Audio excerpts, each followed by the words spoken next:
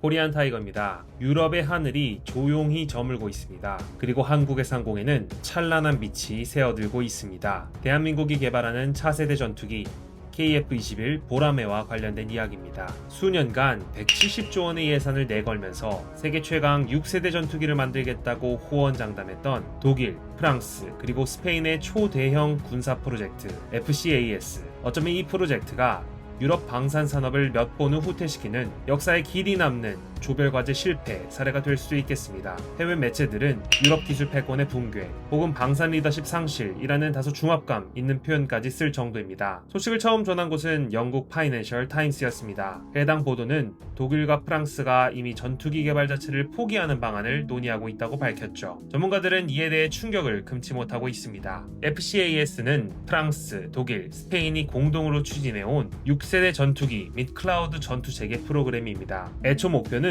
2040년경 차세대 전투기를 선보이고 이를 중심으로 드론, 센서, 네트워크를 포함한 대형 공중전 생태계를 구축하는 것이었습니다. 하지만 최근 들어 프로젝트는 국가 및 기업 간 권한 문제, 기술적 설계 방향 문제 등 여러 문제에 맞닥뜨리기 시작합니다. 사실 이는 FCAS 프로젝트 초창기부터 지속되어 오던 우려인데요. 여러 개의 국가, 회사가 함께 참여하는 프로젝트이고 각기 다른 이해관계를 가진 집단이 함께하는 프로젝트이다 보니 끝까지 통합된 방향으로 프로젝트가 성공적으로 종료될 수 있냐는 의문이 있었던 것이죠. 만약 FCAS의 유럽 6세대 전투기 개발 계획이 좌초된다면 이것은 단순히 유럽에게만 영향을 미친 일이 아닙니다. 세계 항공, 방산 산업의 흐름이 완전히 뒤바뀔 수 있는 일이기 때문입니다. 그리고 이러한 격변의 시대에 조용히 떠오르는 국가가 있습니다. 바로 대한민국입니다. 유럽의 거대 프로젝트가 내부 분쟁으로 흔들리고 있는 시점에 한국의 KF-21 보라매는 정반대의 행보를 보여주고 있습니다. 생산 속도,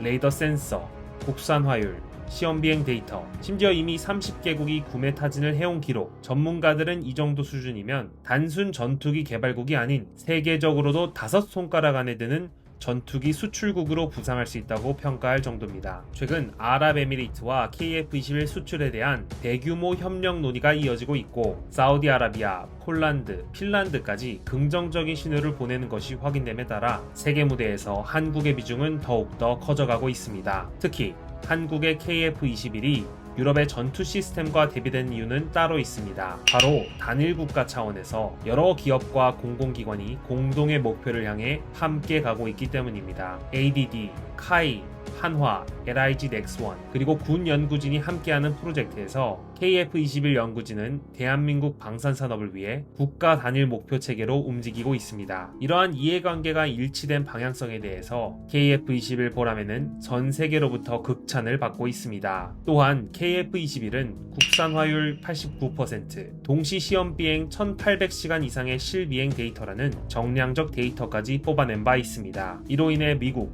중국, 러시아 다음으로 독자 체계 구축이 가능한 국가로 평가받을 수 있었죠. 이러한 상황에서 유럽의 170조 원대 프로젝트가 무너진다는 사실은 우리나라가 절대 무시할 수 없는 사건입니다. 전 세계가 차세대 항공 방산 시장의 리더가 누가 될지를 지켜보고 있는 가운데 우리나라가 그 해답을 제시할 수 있는 위치에 있기 때문입니다. 즉 유럽이 놓친 그 자리를 한국이 가져갈 수 있는 순간인 것입니다. 그리고 이러한 변화는 이미 시장에서 나타나고 있습니다. 유럽 항공 분야 전문가들은 KF-21이 시장을 가져갈 경우 수출 단가가 프랑스의 라팔 대비 최대 40% 저렴한 수준이고 미국의 F-35 대비 유지비가 절반 수준이라는 데이터에 주목했습니다. 유지비 부담 때문에 F-35 도입을 꺼려온 국가들에게 KF-21이 현실적인 대안이 될 수 있다는 의미입니다. 이에 본격적으로 이러한 흐름의 배경, 유럽 FCAS 내부의 균열, 한국의 기술적 및 산업적 대비, 그리고 이 사태가 KF-21 수출 판도에 어떠한 영향을 가져올 수 있을지 하나씩 살펴보겠습니다.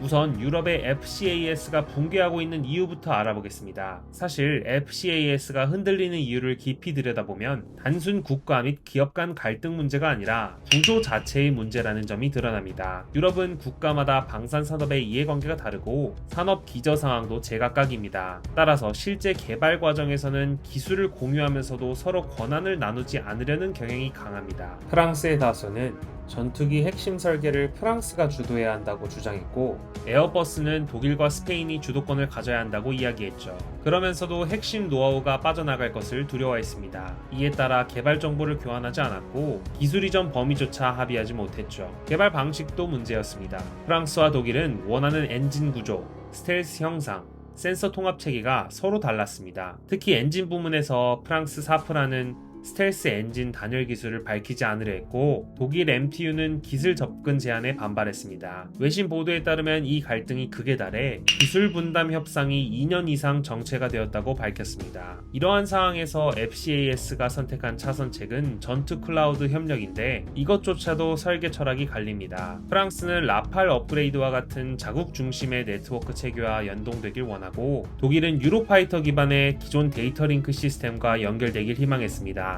네트워크 통합 체계는 암호 체계 송수신 장비의 프로토콜까지 다 맞춰야 하는데도 여기서도 끝없는 충돌이 터졌습니다. 반면 한국의 KF-21 체계는 완전히 다른 길을 걸어가고 있습니다. 국방과학연구소와 카이가 통합된 개발 체계를 구축해 엔진 레이더 전장 시스템을 하나의 로드맵에 맞춰 조정했고, 부품사 600여 곳이 실시간 데이터 플랫폼을 통해 설계 변경을 즉시 반영하는 방식으로 개발했습니다. 이러한 통합 개발 구조 덕분에 시제기 6대가 동일한 수정을 같은 날 반영하고 같은 주에 시험 비행을 수행할 수가 있었죠. 이는 유럽 내부에서도 한국이 가진 일관된 의사결정 구조가 FCAS보다 훨씬 현대적이라는 평가를 받는 부분입니다. 해외 군사 전문 매체에서도 KF-21의 개발 속도에 유럽과 미국이 충격을 받았다는 분석을 실었습니다. 공개된 시험 비행 데이터 1800시간과 ASR 탐지 성능 초기 검증 결과, 그리고 국산화율 89%라는 수치는 한국이 단일 플랫폼을 얼마나 정교하게 관리하고 있는지를 그대로 보여주는 정량적 지표들입니다. 해외 보도에서는 폴란드와 아랍에미리트가 한국의 안정적인 개발 구조와 비용 대비 성능에 주목하고 있고, F-35 운용 비용 부담을 지닌 국가들이 현실적 대안으로 KF-21을 분석하기 시작했다고 전했습니다. 지금 유럽의 6세대 전투기 좌초 위기는